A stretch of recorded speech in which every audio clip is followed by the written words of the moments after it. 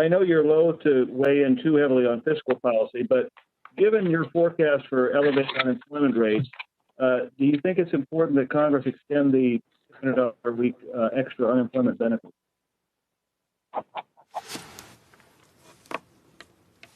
I think we try to keep our comments on fiscal policy at a high level, and I'll come to your specific question. But I would just say this.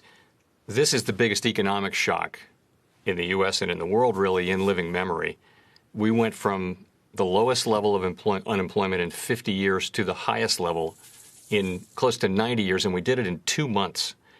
Extraordinary. And appropriately, the response from fiscal authorities has been large, forceful, and very quick by the standards of these things.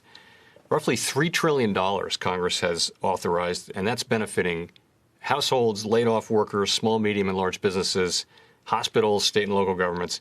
14% of GDP. It's in a class by itself in terms of both the size and the speed of it.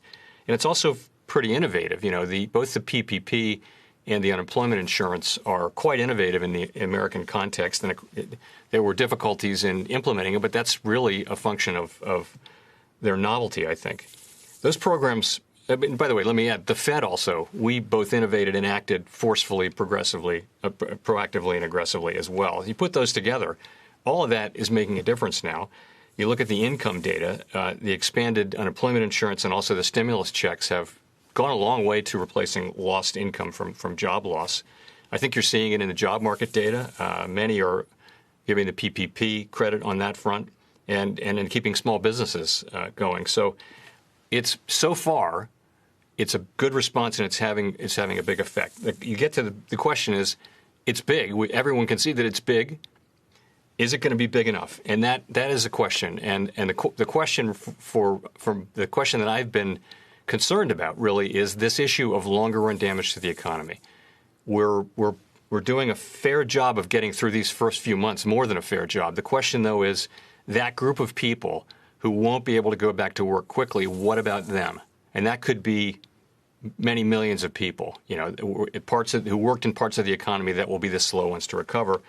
And, you know, we want those people back in the labor force. We want them getting jobs. So, and they're going to need, probably will need further support. So I would just say this. It's possible that we will need to do more, and it's possible that Congress will need to do more.